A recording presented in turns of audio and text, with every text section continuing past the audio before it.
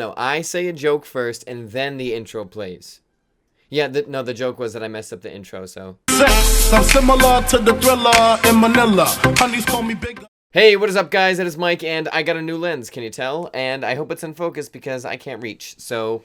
Anyways, this is part 2 of the most awkward physical of my life. If you haven't seen the first video, click right here, and then come back. I'll wait for you. It's a joke everybody makes. Everybody makes that joke. Moving on. So I got my blood work a few days ago, so now I'm going to the real doctors, and I walk in, and of course there's classical music playing.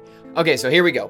So I'm just sitting there waiting, and then the nurse comes in, and she goes, MichaelKristy, and I look up, and I see her, and I'm like, wow, she looks so familiar. I've never seen her at the doctor's office, but she looks like I know her from somewhere. So as we're walking down the hall, I go, ah, right, I was an assistant camp director last year, and she is the mother of one of the kids that I took care of, and I would talk to this mother every single day, like if her child had a good day, or if her child had a bad day, whatever. And as that clicks in my head, she goes, I need a urine specimen, and she hands me a little cup. So I walk into the bathroom and I immediately start looking for windows or vents or something to crawl out of because I've always been so professional to this woman. She just walks in the morning and I have my clipboard and I say, hi, Mrs. So-and-so, how's your day? And she says, good. And I say, thanks for your daughter. And then I place her. But anyways, now she wants urine samples from me. So I'm just sitting in the bathroom just like wondering what I'm going to do. And I end up manning up, doing my job, putting it in the little thing you put it in, and I close it and walk out. So I walk out and she needs to take my height and my weight, and turns out that I'm still little.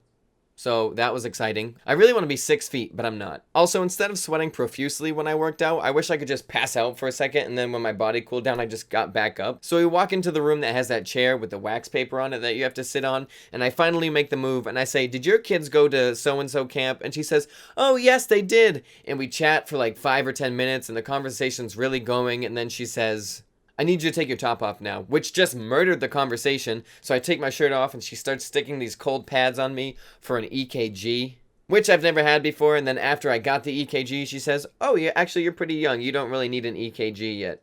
So I put my shirt back on, ashamed, and then next to me is one of those Johnny things that's like a Snuggie, but you're supposed to be naked under it. So then we start chatting about her kid for a little while longer, and she says, okay, the doctor will be in a few minutes to see you, and she walks out and closes the door. And I'm just sitting there thinking like, wow, that was so awkward, I don't believe that just happened. And I realize that when the nurse leaves, she gives you a few minutes before the doctor comes in to take off your clothes and put the Snuggie on. And I missed that window of being able to change safely without the doctor walking in with me half naked. So I decide, okay, forget the Johnny, we're just gonna see what happens, and I just sit and I wait.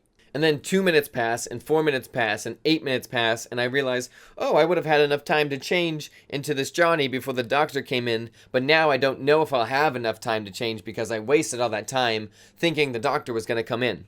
And then the doctor walks in, and you know if someone walks in on you changing, you like try to cover up and shield yourself. I did the opposite, so she starts to open the door, and I'm just like, oh, just a minute! And then she walks in, and I can tell that she's kind of surprised that I'm clothed, and we're just sitting there both clothed, like, And then what we did next was genius. I pretended that I forgot I had to change into the Johnny, and she pretended that she didn't notice I didn't change into the Johnny, and we just skipped that part. And that was it. The rest of the physical went really smooth. We talked about World War II, and she said, you're healthy, go home, I'll see you next year. And I said, okay.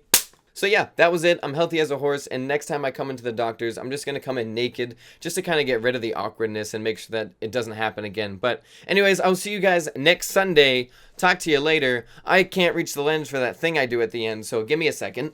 Oh god.